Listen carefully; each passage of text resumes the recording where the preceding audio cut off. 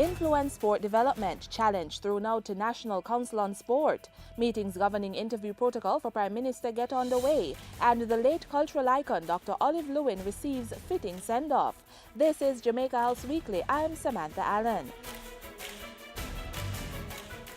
Prime Minister Portia Simpson Miller has challenged members of the reconvened National Council on Sport to influence government's decisions and policies on sport development. Mrs. Simpson Miller, who serves as Minister of Sport and Chairman of the Council, asked members to treat sport as a viable sector in the same way government treats tourism. The members were also told to explore ways to extract maximum earnings from sport.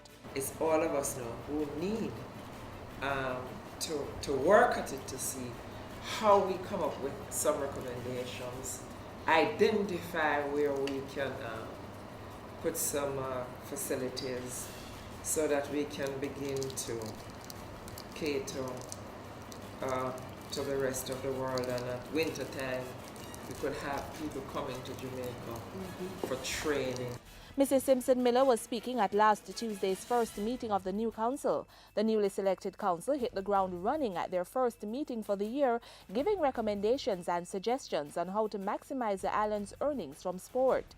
Meanwhile, Deputy Chairman of the council, Minister Natalie Nita Headley, outlined government's strategic priorities for sport and gave an overview of the national sport policy tabled in Parliament back in March. The document gives you a vast outline of all of what are our ideals for development of sports in Jamaica.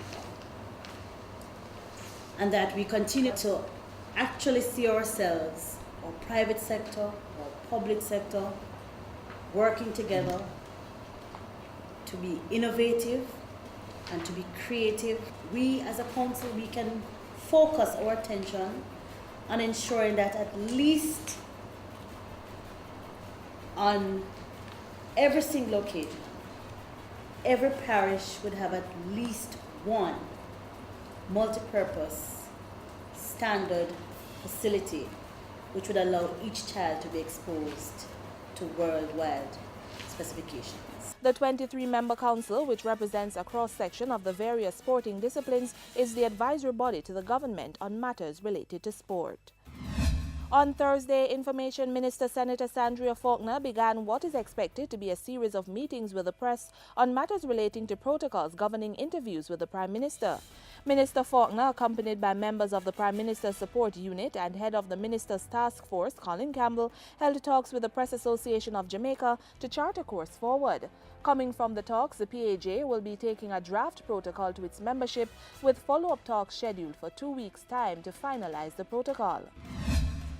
Issues relating to trade, transport, sustainable tourism and natural disaster were the areas of focus as Prime Minister Portia Simpson Miller attended the 5th Summit of Heads of the Association of Caribbean States, the ACS, in Haiti on Friday. Friday's forum followed the organization's 18th ordinary meeting held in February in Panama City. The ACS's goal is to deepen and strengthen regional relations with the Caribbean and in particular CARICOM. Mrs. Simpson Miller was accompanied by the Permanent Secretary Anika Miller and Ambassador Paul Robotham. The Prime Minister also led a strong government contingent to pay tribute to the late cultural icon Dr. Olive Lewin on the weekend. Dr. Lewin was accorded an official funeral on Saturday at the University Chapel on the UWI's Mona campus.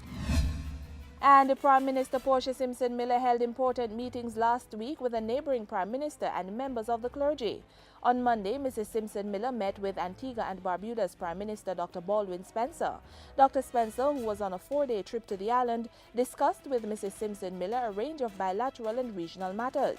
The Prime Minister later made time for the island's church leaders to discuss issues of national importance. And that's how we close this week's edition of Jamaica House Weekly. See you next week for the latest happenings coming out of the office of the Prime Minister.